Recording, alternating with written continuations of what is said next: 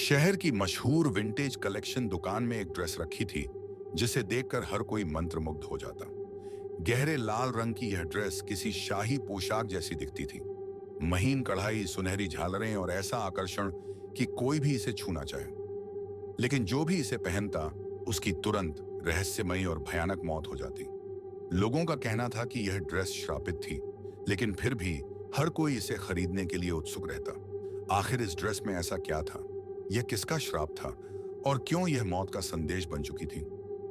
शहर में एक पुरानी दुकान थी, विंटेज कलेक्शन। यह दुकान एक 150 साल पुरानी थी और इसके अंदर सिर्फ दुर्लभ, पुरानी और अनोखी चीजें मिलती थी। यहाँ के मालिक रजनीश बाबू थे, जो करीब 75 साल के बूढ़े थे, लेकिन उनकी आंखों में किसी गहरे रहस्य की परछाई हमेशा झलकती थी। एक दिन शहर की एक मशहूर फैशन डिजाइनर रिया मेहरा इस दुकान में आई। वह अपनी नई फिल्म के लिए कुछ अनोखी ड्रेसिंग खरीदना चाहती थी।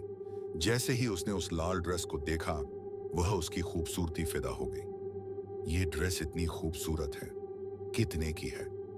रजनीश बाबू ने ठंडी सांस ली। उनकी झुर्रियों से भरे चेहरे पर चिंता की लकीरें उभर आईं। बेटा, यह ड्रेस नहीं, मौत का फंदा है। इसे मत खरीदो। रिया को उनकी बात पर हंसी आ गई। अरे आप भी ना, ये सब बातें अब कौन मानता है? मैं इसे जरूर खरीदूंगी। दुकानदार ने बहुत मना किया, लेकिन रिया जिद पर अड़ी रही।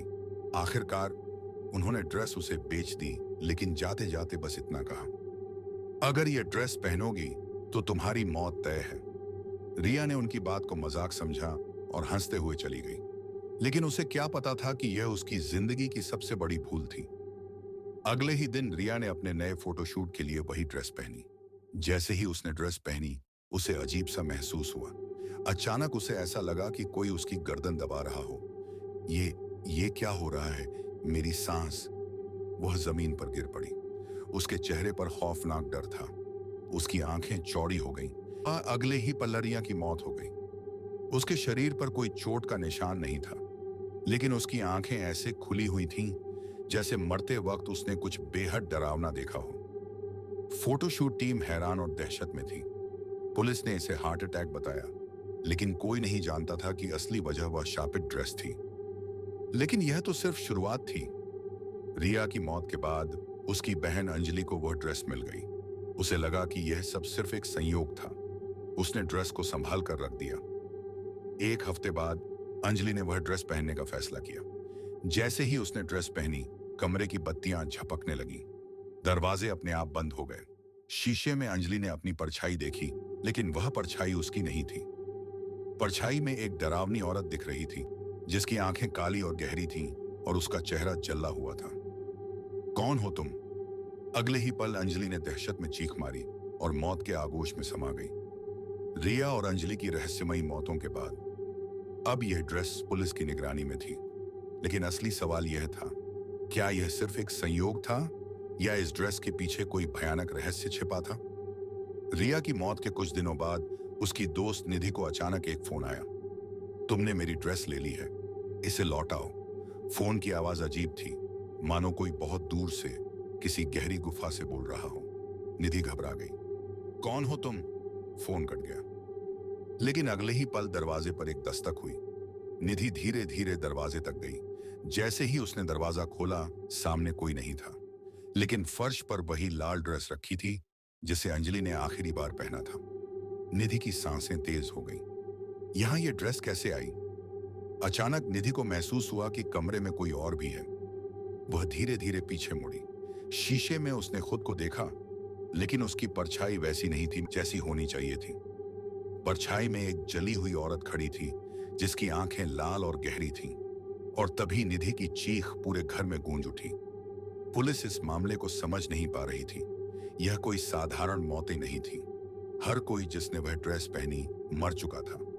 अब इस केस को एक तांत्रिक भैरवनाथ को सौंपा गया। भैरवनाथ ने जैसे ही ड्रेस को देखा, वह तुरंत समझ गए कि यह कोई आम ड्रेस नहीं है। यह ड्रेस नहीं, एक आत्मा का बंधन है। इसे पहनते ही आत्मा अपना बदला लेने आ जाती है। आत्मा? कौन सी आत्मा? भैरवनाथ ने ड्रेस को जलाने की कोशिश की, लेकिन जैसे ही उन्होंने अग्नि जलाई, आग अपने आप बुझ गई। यह कोई साधारण श्राप नहीं, बल्कि 100 साल पुरानी आत्मा की बदला लेने की प्यास है। अब सवाल था, ये ड्रेस किसकी थी? भैरवनाथ ने बताया कि यह ड्रेस 100 साल पहले की एक राजकुमारी चंद्रिका की थी। राजकुमारी चंद्रिका अपनी खूबसूरती के लिए मशहूर थी। उसके लिए कई राज्यों के राजा शादी का प्रस्ताव लेकर आए थे, लेकिन वह सिर्फ राजा विक्रम से प्रेम करती थी। लेकिन जब राजा विक्रम ने किसी और से विवाह कर लिया, तो चंद्रिका गहरे सदमे में चली गई।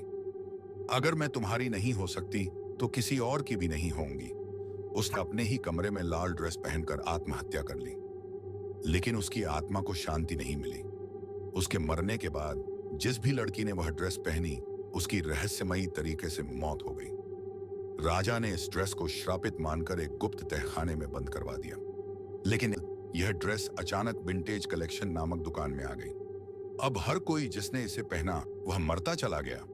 भैरवनाथ ने पुलिस को चेतावनी दी, अगर इस ड्रेस को रोका नहीं गया तो यह शहर में तबाही मचा देगी। उन्होंने कहा कि इसे नष्ट करने के लिए विशेष अनुष्ठान करना होगा। लेकिन जैसे ही अनुष्ठान शुरू हुआ, कमरे की बत्तियां जलने बुझने लगीं, दरवाजे अपने आप बंद हो गए और हवा में किसी औरत की चीखें गूंजने लगीं। यह ड्रेस किसी को नहीं छोड़ेगी। अचानक ड्रेस हवा में उठी और अपने आप भैरवनाथ के शरीर पर चिपक गई। भैरवनाथ ने दर्द से चीख मारी और अगले ही पल उनकी भी मौत हो गई। अब ड्रेस पुलिस के पास थी, लेकिन सवाल यह था, क्या इसे सच में नष्ट किया जा सकता है या यह मौत का सिलसिला हमेशा चलता रहेगा? भैरवनाथ की रहस्यमयी मौत के बाद पुलिस ने उस श्रापित ड्रेस को लोहे के एक सील बॉक्स में बंद कर दिया और उसे सुरक्षित रखने के लिए शहर से दूर एक गुप्त स्थान पर भेज दिया। लेकिन क्या मौत को किसी बॉक्स में कैद किया जा सकता है? जिस ट्रक में वह बॉक्स रखा गया था, वह शहर से बाहर जंगल की ओर बढ़ रहा था। ट्रक का ड्राइवर मनीष और उसका सहायक रवि दोनों ही इस ड्रेस की सच्चाई से अनजान थे। रात के 12:30 पर ट्रक एक सुनसान रास्ते पर था। अचानक ट्रक के इंजन ने काम करना बंद कर दिया। मनीष ने गाड़ी स्टार्ट करने की कोशिश की, लेकिन ट्रक 1 इंच भी आगे नहीं बढ़ा। भाई, मुझे अच्छा महसूस नहीं हो रहा। ऐसा लग रहा है जैसे कोई हमें देख रहा हो, मनीष ने उसे डांट दिया। लेकिन तभी ट्रक के पीछे से किसी के चलने की आवाज आई। रवि ने खिड़की से झांक कर देखा। सामने एक लाल ड्रेस पहने औरत खड़ी थी, लेकिन उसका चेहरा अंधेरे में छिपा हुआ था। भाई, वो कौन है? लेकिन जब मनीष ने देखा, वहां कोई नहीं था। रवि ने हिम्मत जुटाकर ट्रक से नीचे उतरने का फैसला किया। उसने धीरे से ट्रक का दरवाजा खोला और बाहर झांका। लेकिन जैसे ही उसने कदम बाहर रखा, एक ठंडी हवा का झोंका उसके चेहरे से टकराया और उसे ऐसा महसूस हुआ जैसे किसी अदृश्य ताकत ने उसकी गर्दन पकड़ ली हो। भाई, बचाओ! मनीष ने उसे पकड़ने की कोशिश की, लेकिन कुछ ही सेकंड में रवि की आंखें सफेद हो गईं और उसका शरीर अकड़ गया। अगले ही पल रवि का मरा हुआ शरीर जमीन पर गिर पड़ा। मनीष घबराकर चिल्लाया और ट्रक छोड़कर जंगल की ओर भागने लगा। लेकिन तभी ट्रक का इंजन अपने आप स्टार्ट हो गया और ट्रक तेजी से खुद ब खुद आगे बढ़ने लगा। अगले दिन पुलिस को वह ट्रक जंगल के किनारे एक पेड़ से टकराया हुआ मिला। लेकिन ट्रक के अंदर न बॉक्स था, न ही मनीष का कोई सुराग। ड्रेस गायब थी। अब यह श्रापित ड्रेस कहां थी? कुछ महीनों बाद दिल्ली के एक मशहूर होटल में विंटेज ऑक्शन नाम से एक खास नीलामी हो रही थी। इस नीलामी में दुनिया की सबसे कीमती और अनोखी चीजें बिकने वाली थीं। इसी नीलामी में द ब्लडी रेड ड्रेस नाम से एक ड्रेस रखी गई थी। कहा गया कि यह एक राजसी ड्रेस थी जो 150 साल पुरानी थी। इस ड्रेस को खरीदने के लिए कई अमीर लोग आए थे। मशहूर बिजनेसमैन करण ओबेरॉय ने इस ड्रेस को 5 करोड़ में खरीद लिया। लेकिन उन्हें क्या पता था कि उन्होंने अपनी मौत को खुद खरीदा है। कर्ण ओबेरॉय ने यह ड्रेस अपनी पत्नी मीरा को गिफ्ट की। मीरा ने जैसे ही यह ड्रेस पहनी, उसे अचानक बहुत ठंड महसूस होने लगी। यह ड्रेस बहुत भारी लग रही है।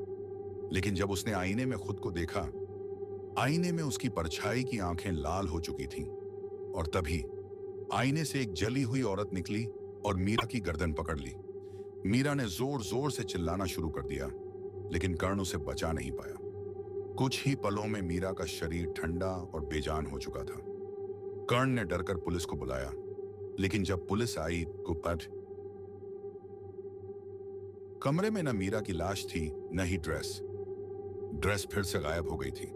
कर्ण ओबेरॉय की पत्नी मीरा के गायब होने के बाद पुलिस इस केस को लेकर पूरी तरह उलझ चुकी थी। पुलिस अधिकारी राजीव ने कहा, यह कैसे हो सकता है? एक महिला अपने ही कमरे से अचानक कैसे गायब हो सकती है? मीरा की मौत के बाद कर्ण ने होटल छोड़ दिया और अपने दोस्त आदित्य के फार्म हाउस पर जाकर छिप गया। लेकिन वह जितना इस श्राप से दूर भागने की कोशिश कर रहा था, यह उतना ही उसका पीछा कर रहा था।